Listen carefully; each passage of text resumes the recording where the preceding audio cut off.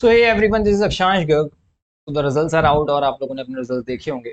कुछ लोग पास हुए और बहुत सारे लोग फेल हो गए।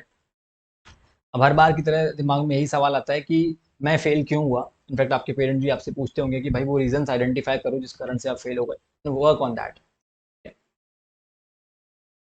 तो मैं बिल्कुल अनबायस तरीके से एकदम ऑनेस्टली आपको बताऊंगा कुछ रीजंस, और इनमें से ही आपका एक ना एक रीजन आपको 100% मिल जाएगा। और अब उसकी बेस्ट स्ट्रेटेजी क्या होगी वो मैं आपको बताऊंगा, सो दैट आप 100% नेक्स्ट अटेम्प्ट में क्रैक कर लो। ठीक है, बिल्कुल पीसफुली होकर सोचोगे ना, मतलब एकदम मेच्योरिटी के साथ कि अब बच्चे नहीं हो, आप लोग बड़े हो चुके हो। तो अभी बहुत ज्यादा बड़े होने का मतलब है कि बाहर से बहुत ज्यादा नेगेटिविटी आएगी, कोई कुछ भी बोलेगा, इनफैक्ट पेरेंट्स भी कुछ भी बोलेंगे। बट आपको खुद को अफेक्ट ना करते हुए और ये सोचना है कि भाई अब आगे क्या करना है। इनफैक्ट दिमाग में 1% भी ख्याल आ रहा होगा कि सीए छोड़ देते हैं, तो मैं आपको एक बात बता देता हूँ। ऐसे कितने लोग जिन्होंने पास्ट में सीए छोड़ी थी, वो अभी वापस से सीए करने आते हैं, क्योंकि जब वो कॉर्पोरेट में जाते हैं तो उनको रियलाइज होता है कि सेम काम के एक सीए को कितने पैसे मिलते हैं, नॉन सीए को कितने पैसे मिलते हैं। तो ये चीज आपको फ्यूचर में रियलाइज होगी। तो कोई भी बड़ा डिसीजन लेने से पहले 10 बार सोच लेना। ठीक है, सीए क्रैक करना बहुत ही आसान है, कोई दिक्कत वाला काम नहीं है अगर आप सही तरीके से चलो तो। ठीक है, अगर नहीं चलोगे तो फिर बहुत मुश्किल है। अब आप सुनना क्या क्या रीजन आपके हो सकते हैं। फर्स्ट थिंग इज दैट कि आपकी जो है ना, ऐसा नहीं है कि आप लोग पढ़ाई कम किए, 10 घंटे 12 घंटे नहीं पढ़े, 13 घंटे नहीं पढ़े। आप लोग इनफैक्ट कई बार तो आपको ऐसा लगता होगा कि आप ऐसे इंसान से ज्यादा पढ़ाई किए जो पास हो गया पर आप फेल हुए। आपका कोई दोस्त जो ज्यादा पढ़ता ही नहीं था लेकिन वो पास हो गया। नाउ थिंग इज दैट कि प्रॉपर रिवीजन स्ट्रेटेजी, अभी मैं आपको बताता हूँ कैसे। जैसे आप लोग पता है क्या करते हो, आप लोग ऐसे सोचते हो कि यार चलो मैं पढ़ना शुरू करता हूँ, 1-2 दिन बाद से आप पढ़ना शुरू कर दोगे। कोई डेट डिसाइड करते हो, इस दिन तक मैं कोर्स खत्म कर लूंगा, इस दिन तक ये सब्जेक्ट खत्म कर लूंगा, फिर उसके बाद मैं रिवीजन करूंगा, फिर 3 रिवीजन करूंगा, फिर मैं टेस्ट लिखूंगा और फिर मैं पेपर दे के आ जाऊंगा। This is how you decide everything. But होता क्या है कि आप लोग सब्जेक्ट्स पढ़ने बैठते हो। अब 1-2 दिन 4 दिन आगे आपका सिलेबस भी चलो आप खत्म कर ही लेते हो कैसे कैसे करके। ठीक है, फिर उसके बाद जब आप रिवीजन करने बैठते हो ना, तो होता क्या है कि जो रिवीजन आपने 3 दिन में प्लान किया, 4 दिन में प्लान किया, वो 8 दिन ले रहा है, 9 दिन ले रहा है। मतलब एक बहुत मेजर गैप आ जाता है रिवीजन करते टाइम, है ना, कि जितना टाइम प्लान किया ना उससे बहुत ज्यादा टाइम लग रहा है रिवीजन में। तो इस कारण से आपके सेकंड और थर्ड रिवीजन बहुत इफेक्ट हो जाते हैं। और इस कारण से होता यह है कि हम लोग प्लान करते हैं कि यार एंड में मैं आरटीपी एमटीपी देख के जाऊंगा, वो भी इनफैक्ट देखना रह जाता है। हम प्लान करते हैं कि मैं मॉक टेस्ट पेपर लिख के देखूंगा, मैं वो भी प्लान करना, वो भी रह जाता है। भले ही हमने सोचा हुआ तो होता है, और फिर उस कारण से गड़बड़ हो जाती है ना। This is how things work. जैसे हम लोग जब सीए में घुसे थे तो हमने बोलते ना कि यार शुरुआत जितने जोश के साथ हुई थी, जितनी एनर्जी के साथ हुई थी, सोचा था कि रैंक लाएंगे बिकॉज हमारा पास रिकॉर्ड बहुत अच्छा था। पर अंत उतना अच्छा नहीं हो रहा, है ना, अंत उतना सुखद नहीं है। बल्कि शुरुआत में एकदम जो एनर्जी थी ना, जब 5 साल 6 साल पहले, 8 साल 10 साल पहले आपने सीए चालू की होगी, तब जिस जोश के साथ चालू की थी। अब सुनो मेरी बात, आपको क्या करना है। मतलब आई गारंटी यू कि आप ये चीज फॉलो करना, आपका निकल जाएगा काम। देखो, आप कोई भी टॉपिक पढ़ रहे हो, सपोज करो आपने 1-2 दिन 2-3 दिन बाद पढ़ाई चालू की, लेट्स सपोज 15 जुलाई को आपने पढ़ना चालू किया। मतलब 15 जुलाई को आपने कोई टॉपिक किया, ठीक है। कभी भी चालू करो आप, मैं तो कहूँगा कल से ही करो। ठीक है, 15 जुलाई को आपने कोई टॉपिक किया, तो अब आपको देखो करना क्या है। तो पहला रिवीजन आपको नेक्स्ट 7 डेज में कर लेना है, मतलब 22 जुलाई तक खत्म कर लेना है। अभी सपोज करो कोई टॉपिक करने में आपको 10 घंटे लगे ना, तो अब जब उसका पहला आप रिवीजन करोगे ना, तो 2 घंटे में खत्म। अगर आप 7 डेज के अंदर कर लोगे, तो अगर आप 7 डेज के अंदर कर लोगे, 2 घंटे में खत्म हो जाएगा। और फिर अगले 20 डेज के अंदर, 20 डेज बोले तो मतलब 5th अगस्त तक आपको एक और रिवीजन कर लेना है। ठीक है, मतलब 4 अगस्त को, 5 अगस्त को, ऐसे है ना, 3 अगस्त को आपको एक रिवीजन और मार लेना है, और एक आपको 22 जुलाई तक मार लेना है। जब आप सेकंड रिवीजन करोगे तो उसमें भी आपको 1.5 आवर्स से 2 आवर्स के आसपास ही लगेंगे, है ना, 1.5 घंटे के आसपास लग जाएंगे। ट्रस्ट मी, अगर आप शुरू से ही मतलब ये डिसिप्लिन मेंटेन रखो कि पूरे दिन में अगर आप 80% टाइम नया पढ़ रहे हो, न्यू न्यू मतलब कोई भी टॉपिक नया पढ़ रहे हो आप, तो 20% टाइम आप दिन का उसी चीज के रिवीजन के लिए रखो जो आपने पहले से पढ़ लिया। I assure you, I guarantee you, work on this strategy. आप कभी फेल ही नहीं हो सकते। आपके जो नंबर आएंगे ना, आप मिरेकल्स देखोगे। पता है, टाइम उतना ही पढ़ोगे आप जितना आप पढ़ रहे हो, वही 10 घंटे, वही 11 घंटे, जितना आप हमेशा से पढ़ते आए हो। मैं आपको बताता हूँ इसके कैसे कैसे आपको रिजल्ट मिलेंगे। अब आप ये सब करने के बाद क्या करोगे, जब आपका सिलेबस खत्म हो जाएगा ना, अब जब आपने अपने 3 रिवीजन प्लान किए, आप इन रिवीजन को तो काउंट ही मत करना है। जो 2 रिवीजन आपने किए ना चैप्टर वाइज, ये तो पता है आपको कैसे करना है, चलते फिरते। जैसे अब दिन का जो 20% टाइम है ना आपका, चलो आज ये टॉपिक रिवाइज करना है, चलो आज ये टॉपिक रिवाइज करना है, ऐसे कर लिया आपने। इसमें आपको मेहनत भी नहीं लगेगी, क्योंकि आपने बहुत अर्ली स्टेज में रिवाइज कर रहे हो आप, तो आपको दिमाग में जोर भी नहीं आएगा, है ना। अब जब आप इनके अलावा 3 रिवीजन आपको प्लान करने रहेंगे, ठीक है, जब आप पहला रिवीजन करोगे ना, तो जितने टाइम में आपने सोचा है ना, उतने टाइम में आप कर लोगे, और वो भी बहुत कॉन्फिडेंस के साथ, बहुत परफेक्शन के साथ, क्योंकि दिमाग में चीजें याद आती जाएंगी। आपने 3 रिवीजन प्लान किए हैं, 3 ही रिवीजन प्लान होंगे, आप मॉक टेस्ट पेपर भी लिख पाओगे, आप आरटीपी भी लिख पाओगे, आप सब कुछ कर पाओगे। अब की बार आप देखो आईडीटी का पूरा पेपर कहाँ से, आरटीपी से आ गया। यू नेवर नो इंस्टीट्यूट कब क्या खेल जाए। ठीक है, अमेंडमेंट से आया पूरा का पूरा पेपर, यू नेवर नो। ठीक है, तो सबसे मेजर रीजन पता है मुझे क्या लगता है, शुरू से ये गैप चलता रहता है कि आप है ना, शुरू आप क्या रिवीजन एंड पे टालते हो, एंड में बहुत ज्यादा टाइम लग जाता है। जो 3 रिवीजन 4 रिवीजन सोचा होता है वो भी नहीं हो पाते, एमटीपी भी नहीं हो पाती, आरटीपी एमटीपी कुछ नहीं हो पाती, और at the end of the day exam से पहले हम बहुत अंडर कॉन्फिडेंट होते हैं, कुछ चीजें छूटी हुई रहती हैं, फिर हम एबीसी कैटेगरी का सहारा लेते हैं, और फिर एग्जाम में कुछ ना कुछ रिकॉल नहीं हो रहा होता, थोड़ा धुंधला धुंधला रिकॉल होता है, और फिर वो गड़बड़ हो जाता है। ऐसा नहीं कि आप पढ़े नहीं, आप पढ़े, थोड़ी सी है ना स्मार्टनेस से चलोगे ना तो काम बन जाएगा। ठीक है, इसका मतलब ये नहीं है कि भाई आपके अंदर ही कोई कमी है, कमी नहीं है, जस्ट लाइक थोड़ा सा स्लाइट चेंजेस करने हैं आपको। ठीक है, जैसे आप अगर कोई ट्रीटमेंट ले रहे हो, उस ट्रीटमेंट से काम नहीं आ रहा, तो डॉक्टर एक का दवाई बदल देता है, तो ट्रीटमेंट सही हो जाता है। This is like this work. ठीक है, अब second thing is that, make, मतलब एक चीज दिल से बांध लो अगले 3 महीने के लिए, कि भाई देखो आपको मॉक टेस्ट लिखने ही लिखने हैं। अब मॉक टेस्ट का भी एक तरीका होता है कैसे, आप मानोगे नहीं, जैसे मैं खुद की मॉक टेस्ट सीरीज निकालता हूँ, आपको पता होगा, बट बहुत लिमिटेड टाइम के लिए, जैसे 1-2 दिन के लिए निकाल दी, क्योंकि मैं खुद ही कॉपी चेक करता हूँ, because I literally believe in mock test. जिन बच्चों ने मॉक लिखे थे, जो नंबर है ना मेन एग्जाम में उनके नंबर देखो, they are cracking like anything. Practice is like must thing यार। अभी जैसे मोदी जी है ना, सूर्य कुमार से पूछ रहे थे कि भाई वो कैच कैसे लिया यार तुमने, बहुत ही जबरदस्त कैच था, तो राहुल द्रविड़ ने बोला, आप यूट्यूब पे जाकर क्लिप देखना, उस कैच की प्रैक्टिस इसने 130-140 बार कर रखी है। अब वो नहीं पता था कि यार वो उस सिचुएशन में एंड मोमेंट पे आके काम आ जाएगा। तो इसके लिए कोई नई चीज नहीं थी वो चीज, भाई प्रैक्टिस बहुत जरूरी थी।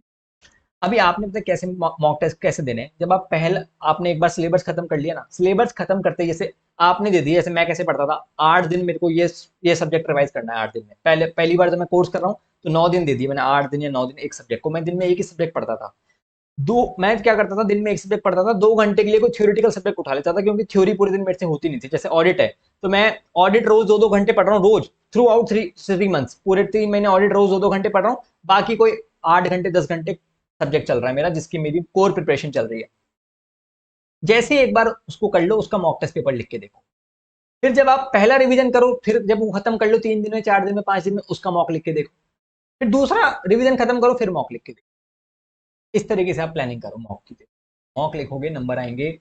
ये रियल लाइफ बता रहा हूँ मैं आपको, कि जितने बच्चों ने मॉक लिखे ना, उन सबके बढ़िया रिजल्ट्स हैं। आप रिजल्ट्स, मतलब क्यों इतना बढ़िया रिजल्ट आता है, result is this thing only, कि आप अगर मॉक लिख के देख रहे हैं ना बच्चा, मैं रोज प्रेशर करता हूँ बच्चों को कि यार मॉक लिखो, आप मॉक लिखो, क्लास वालों को इतना पुश करता हूँ, मॉक लिखो, उनका रिजल्ट आता है। क्योंकि मॉक से क्या होता है, 3 घंटे में पेपर अचीव करना। ठीक है, वो एग्जाम में कई बच्चों में एंग्जाइटी नर्वसनेस होती है, वो सब चीजें मॉक से ही तो हैंडल हो जाती है। मॉक अगर आप कर रहे हो, तो मेन एग्जाम भी ऐसा लगता है कि जैसे मॉक ही दे रहे हो, कोई दिक्कत ही नहीं आती है आपको। ठीक है, थर्ड थिंग इज दैट, अगर आप ये मॉक दे रहे हो, आपको अपनी गलतियां भी समझ में आएंगी, आप ऑटोमेटिकली आरटीपी एमटीपी भी करोगे, फिर आरटीपी भी कर लोगे, इंस्टीट्यूट के एमटीपी भी करोगे आप। अभी अभी क्या करते हैं हम लोग, ना तो प्रॉपर रिवीजन कर रहे हैं, ना एमटीपी वगैरह सॉल्व करते हैं, मॉक टेस्ट लिखते हैं, तो हमको खुद के बारे में पता ही नहीं चल पाता, और हम आरटीपी एमटीपी भी नहीं कर पाते। आरटीपी एमटीपी मस्ट, जो आप लोग प्लान तो करते हो लेकिन एग्जीक्यूट नहीं कर पाते। तो ये सारी प्लानिंग पता कैसे सही हो जाएगी, अगर आपकी रिवीजन स्ट्रेटेजी शुरू से 80-20 वाले फॉर्मूले पे चलोगे ना।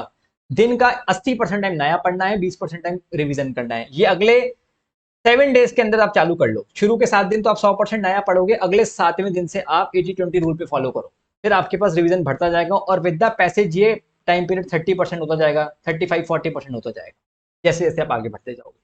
ठीक है, तो revision is the only thing. आपको ऐसे नहीं सोचना है कि यार अभी मैं फेल हो गया तो मैं डफर हूँ, मेरे से नहीं हो रहा है। देखो सीए एग्जाम है ना, कोई ऐसा कोई साइंटिफिक टेस्ट नहीं है जो दिमाग का टेस्ट लेता हो। सीए का एग्जाम क्या है, एक वॉल्यूम का टेस्ट लेने वाला एग्जाम है, कि भाई कोई इंसान कितना वॉल्यूम पढ़ के वो प्रेशर झेल सकता है, और वॉल्यूम को झेलने का एक ही सॉल्यूशन है, रिवीजन, क्योंकि वॉल्यूम है। इससे ये प्रूफ नहीं होता कि आपके दिमाग कितना स्ट्रांग है कितना नहीं, तो खुद को ये मत मानो। और एक चीज और है जिस कारण से बहुत सारे लोग फेल हो जाते हैं, तो थिंग इज दैट, कि यार देखो, आपको बहुत लोग बोलेंगे कि आप बोथ ग्रुप दो, कई लोग बोलेंगे आप सिंगल ग्रुप दो, आपको समझ में नहीं आ रहा होता, आप कंफ्यूज रहते हो। देखो एक कहावत है कि जितनी चादर है उतनी पैर पसारो। पर अब एक और बात है कि भाई चादर बड़ी करो, पैर आराम से आने चाहिए। अब हमें क्या करना है, अब हर इंसान अलग अलग होता है। जैसे अगर आप मेरे से पूछोगे तो मैं बोलूंगा यार 3 महीने का टाइम है, आप बोथ ग्रुप ही दो, आराम से कर सकते हैं। क्योंकि दिमाग क्या होता है, जितना काम होता है ना, दिमाग उस हिसाब से काम करता है। काम कम होगा तो दिमाग भी ऐसे ढीले ढीले काम करेगा, काम ज्यादा होगा तो दिमाग भी काम करेगा, तो आप अचीव कर लोगे। तो मैं तो ये सबको बोलता हूँ कि ये 3 महीने में आराम से बोथ ग्रुप निकाल सकते हो, कोई दिक्कत की बात ही नहीं है। पर अगर आप कंसिस्टेंटली बोथ ग्रुप दे रहे हो और आप फेल होते आ रहे हो, ठीक है, कंसिस्टेंटली, क्योंकि आपको लगता है कि आपके पास्ट के एक्सपीरियंस इतने अच्छे हैं कि आप इंटेलिजेंट हो, तो आप क्रैक कर ही लोगे, पर आप हर बार ही फेल हो रहे हो, तो इसका मतलब वो स्ट्रेटेजी आपके लिए काम नहीं कर रही। तो आप एक ग्रुप का भी ट्राई कर सकते हो, ठीक है। ऐसे रिजिड मत बन के रहो कि भाई 5 अटेम्प्ट हो गए, बोथ ग्रुप ले जा रहे हैं, बोथ ग्रुप भी फेल होते जा रहे हैं, फिर गो फॉर वन ग्रुप, क्योंकि नहीं कर रही भाई वो स्ट्रेटेजी काम। क्योंकि ये कोर्स थोड़ा अलग ही तरह का है। ये कोर्स ये डिफाइन नहीं करता कि कौन होशियार है, कौन कौन होशियार कम है, ये डिफाइन नहीं करता, थोड़ा अलग ही नेचर का कोर्स है, ठीक है। तो आप इस तरीके से भी सोचो। थर्ड थिंग इज दैट कि बहुत सारे लोग मैंने ऐसे भी देखे जिनकी कॉन्सेप्चुअल क्लैरिटी उस लेवल की नहीं है। तो what they do, they believe in YouTube revision वगैरह देख के चले जाते हैं, एंड वो एग्जाम में ऐसे ही थोड़े अनट्रेंड बन के चले जाते हैं किसी पर्टिकुलर सब्जेक्ट में, या किसी पर्टिकुलर सब्जेक्ट में इंटरेस्ट कम आ रहा होता है या मजा कम आ रहा होता है, तो उसको ज्यादा वेटेज नहीं देते, ऐसे यूट्यूब से काम चला के चल जाते हैं। आपको बताऊं भाई, आप अपनी जिंदगी के साथ खेल रहे हो। एक अटेम्प्ट की कॉस्ट होती है 6 से 7 लाख रुपए। बेटर ये है कि किसी भी फैकल्टी क्लास लेके उस सब्जेक्ट को वो फैकल्टी इंटरेस्टिंग बना देगी, ठीक है। स्पेशली आजकल के यंगस्टर्स तो सारे इंटरेस्टिंग ही बना देते हैं ना। उस सब्जेक्ट को पर्टिकुलर फैकल्टी इंटरेस्टिंग बना देगी और आप उससे पढ़ लोगे ना, तो आपका एक सोशल ग्रुप भी डेवलप हो जाएगा। क्योंकि भाई व्हाट्सएप ग्रुप वगैरह रहता है, तो एक ये भी पता रहता है कि भाई कौन कितने बच्चे पढ़ रहे हैं। जैसे अभी हमारा जो फास्ट ट्रैक बैच होता है, लाइव जो आता है, तो हर बार इसमें मोस्टली बच्चे वही आते हैं जो रिपीटर्स होते हैं, मोस्टली बच्चे रिपीटर्स आते हैं। ट्रस्ट में जिनके उनके नंबर आते थे पहले 25, 30, 40, फिर यहाँ पे वो इंक्रीज होकर 70, 75 हो जाते हैं। इसका मतलब ये नहीं कि कोई मैं जादू कर रहा हूँ, इट इज जस्ट लाइक उनको सब्जेक्ट में इंटरेस्ट आ गया। फिर खुद से पढ़ने में भी बहुत टाइम चला जाता है। अभी कोई 100 घंटे का बैच है, 100 घंटे में तुम कर लोगे क्या? तो better to go for fast track. I am not think मेरा लो, मैं तो कह रहा हूँ कि कोई, मैं तो एक ही सब्जेक्ट पढ़ाता हूँ, किसी भी सब्जेक्ट का कोई सी भी फैकल्टी का आप ले सकते हो। क्योंकि भाई ऐसे खुद से कई चीजें नहीं हो पाती, सामने वाले के पास एक्सपर्टीज है, तो गो फॉर इट ना। वो आपका सब्जेक्ट इंटरेस्टिंग बना देगा, आपको एकदम मजा आएगा। जैसे if I talk about IDT, तो मेरे को हमेशा से लगता है कि इसको एक वेब सीरीज की तरह बना दूं, बच्चा हंसता रहे, उसको पता ही ना चले, सुबह 2 घंटे 2.5 घंटे लाइव क्लास में आया, पढ़ा और भाई चला गया। रिकॉर्डेड बच्चा भी देख रहा है तो उसको मजा आना चाहिए जीवन में, ऐसा लगे यार यार ये तो मूवी देख रहा हूँ मैं, और साथ के साथ सारे क्वेश्चन भी हो रहे हैं, सब हो रहे हैं। तो या तो आप ऐसा करो, ऐसे मत करो कि ओवर कॉन्फिडेंट हो गया, अरे मैं कर लूंगा, अरे self study is the best study. अरे तुमसे नहीं हो रही तो गो फॉर, किसी भी सब्जेक्ट में दिक्कत आ रही है, take the classes. The thing is that इनमें से आपने कोई ना कोई गलती करी होगी, आपने 100% ये 80-20 वाला रूल फॉलो करो। आपने रिवीजन प्रॉपर नहीं किया, इसलिए आपके 3 रिवीजन प्रॉपर नहीं हुए, ना आपने मॉक टेस्ट लिख के देखे, ना आपने सही तरीके से आरटीपी एमटीपी करी। इनमें से कोई ना कोई तो पक्का पक्का आपने गलती करी है। अगर आप रिवीजन स्ट्रेटेजी 80-20 वाला रूल फॉलो करोगे ना, तो आपका इजीली कंप्लीट काम आराम से हो जाएगा, है ना। इस रूल को फॉलो करो आप।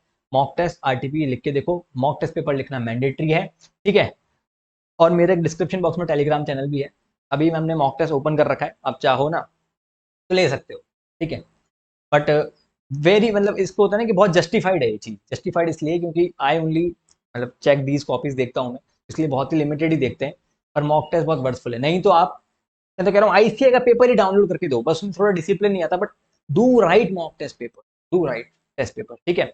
स्ट्रेटेजी को फॉलो करो आप, हो जाएगा। बाकी छोड़ने का भी ख्याल आ रहा है तो सोचना भी मत छोड़ने का, तो भाई बहुत दर्द देगी ये चीज बाद में। और लोग जो कह रहे हैं, लेट देम से, ये आज उनका दिन है, बोलने दो, ठीक है। हार्दिक पांड्या ने एक बात कही थी कि भाई अभी मेरी परफॉर्मेंस नहीं है तो इसलिए मैं कुछ बोल नहीं रहा, जिस दिन मेरी परफॉर्मेंस आएगी ना तो लोगों की गालियां तालियां में बदल जाएंगी, ठीक है। ही लिटरली सेड दोज वर्ड्स। तो भाई ये चीज होती तो है ना। तो आज जितनी भी गालियां है ना वो तालियों में बदल जाएंगी। Just trust yourself, this is a very big word, trust yourself. सच में ट्रस्ट करो खुद पे, और कोई कंपैरिजन मत करो, ठीक है। चलिए, ऑल द बेस्ट। कुछ डाउट रहे तो कमेंट बॉक्स में पूछिएगा जरूर। Thank you so much.